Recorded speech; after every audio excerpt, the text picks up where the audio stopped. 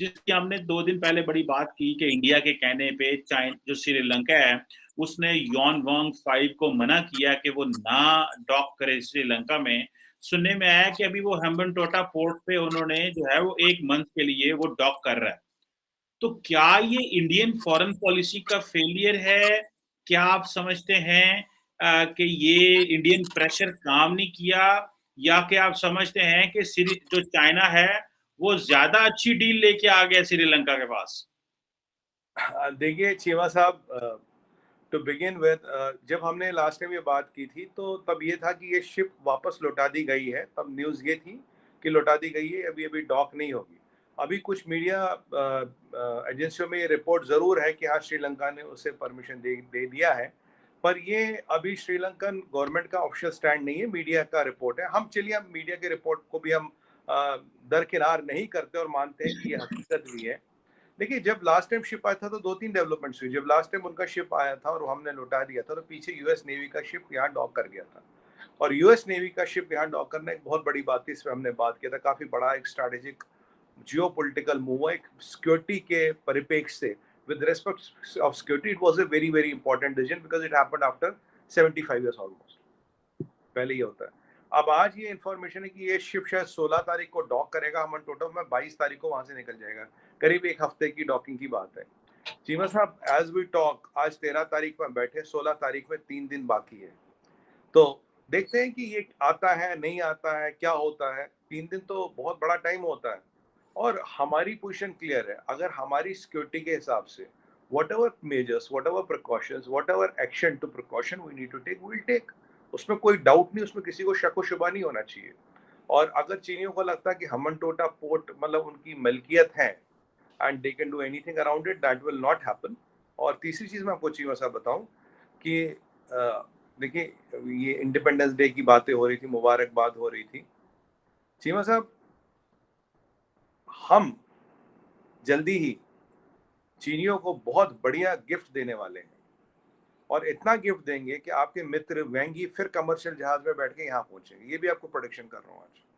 इतना जबरदस्त गिफ्ट देंगे कि वेंगी फिर कमर्शियल जहाज में बैठ के यहाँ पर दिखेगा आपको।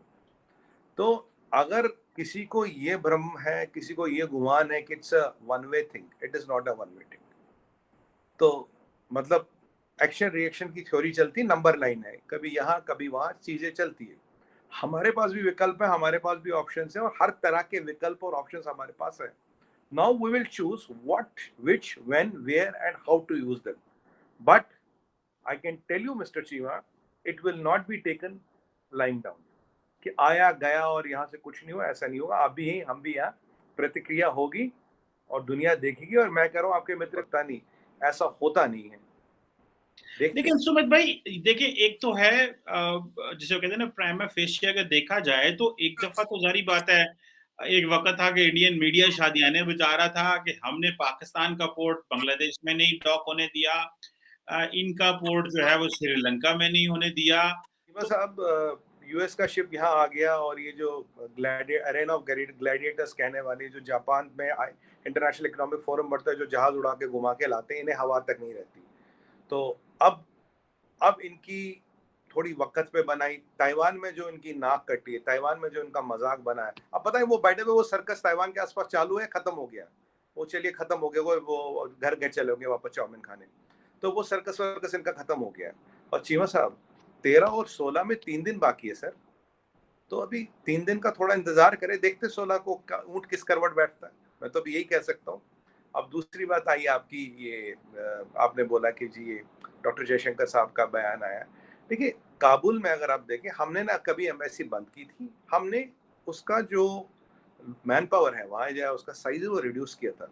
वी हैव नेवर स्नैच्ड और snapped diplomatic ties with Taliban, ये हमने कभी किया नहीं, रिड्यूस किया है, उसको कम किया हमने।